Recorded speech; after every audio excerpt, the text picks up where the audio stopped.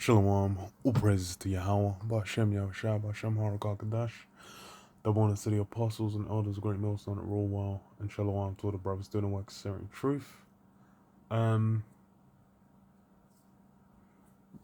Yeah, it's, with the way everything's moving, it's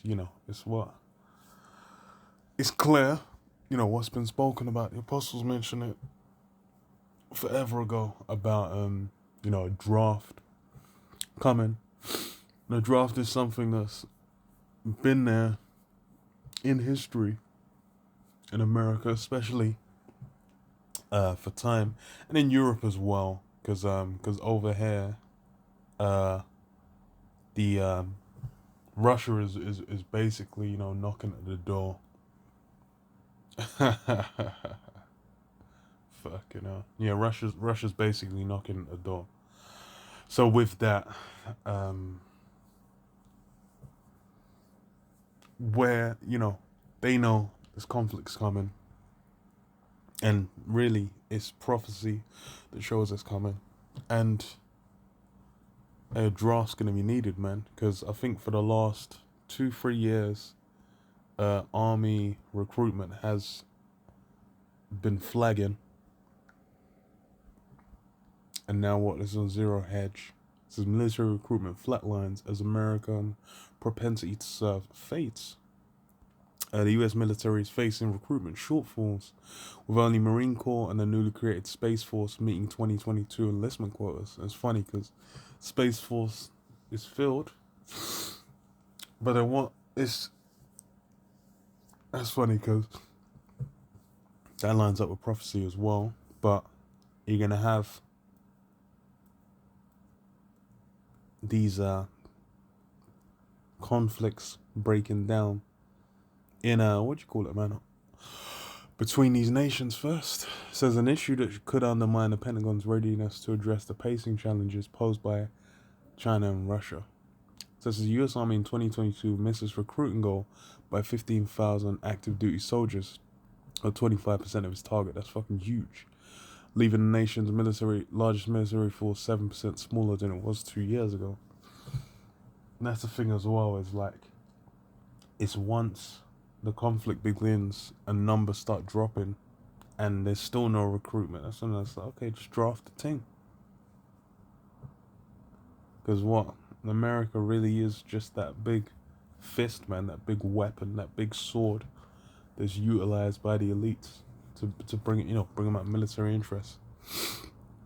That's why the army spending is so high. So it says the U.S. Navy came within several dozen of its 2022 enlistment goal, but only after lowering its recruiting quota, increasing its oldest enlistment age from 39 to 41, and lowering other standards. Yeah, it's funny because there's videos of like women getting into the military, and then it's showing the what do you call it? I think the biggest one was with the marches with backpacks. Because they were saying those guys that have served and said, like, look, when we were in the military, we had to be able to, like, there was times we had to do these marches and we had to have this equipment on. It's like, if she can't fulfill that, then she's actually, it's a liability out in the field. So even what they have is basically gonna be found wanting when that time comes. They're gonna be like, yo, we need them young men, man. Like, y'all young men, yes, it's 18, or was it 16, whatever the fuck it was. They're going to be headlocking you and dragging you to basic training.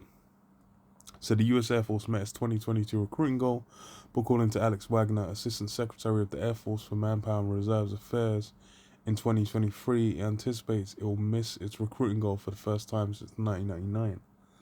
Wagner was among the 8 officials representing the individual military branches and DOD to testify on March 15th before the U.S. Senate Armed Services Committee. What the fuck is that title? About issues confronting the military's 2.1 million active duty members, the DOD's 700,000 civilian employees and their families. It's facing a recruitment crisis. Knowing that 2023 is expected, the Army and Navy will miss them up by 10,000 each. And it's because it's clearer now than ever that what do you call it? It's clearer now more than ever that that military is going to be getting used, and as well, it's like with this current generation now, these guys are not built for the conflict, but and they're gonna they're gonna get choke slammed, they're gonna get hemmed up, they're gonna get their ass drop kicked into basic training.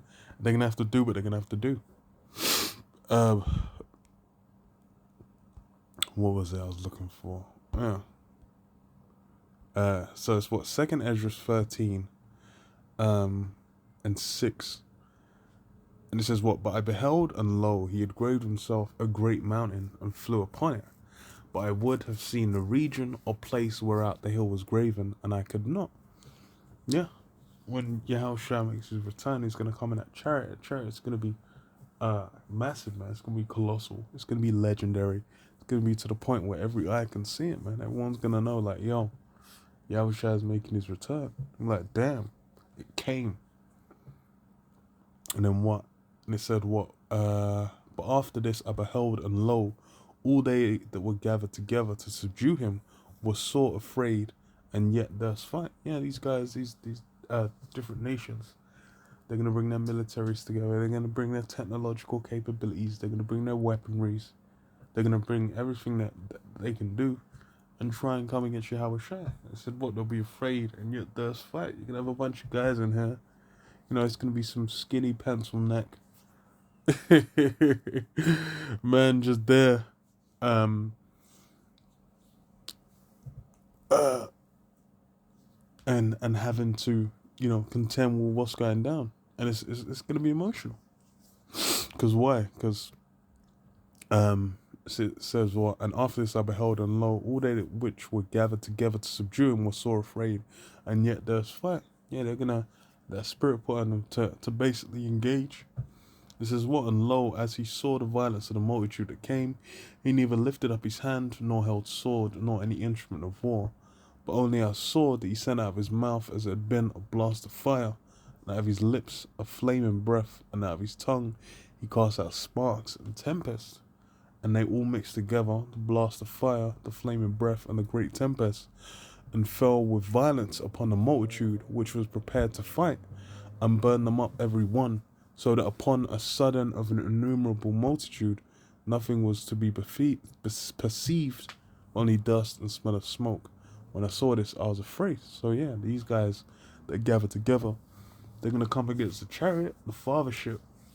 They did the article talking about how there's an alien, it said mothership, obviously the fathership out there, sending what do you call it? What's the term? Recon vehicles and whatnot. Which that's what the angels out here in the chariots, basically what to observe as part of the job. The eyes of the Most High Power upon the sinful kingdom. But when it comes to that warfare, these guys are gonna be dragged, kicking and screaming into that military to fight. That's how it's gonna go down. It's gonna be emotional, man. That's how they're gonna end. But yeah, I'll leave you there. Just a quick one. Shalom, shalom.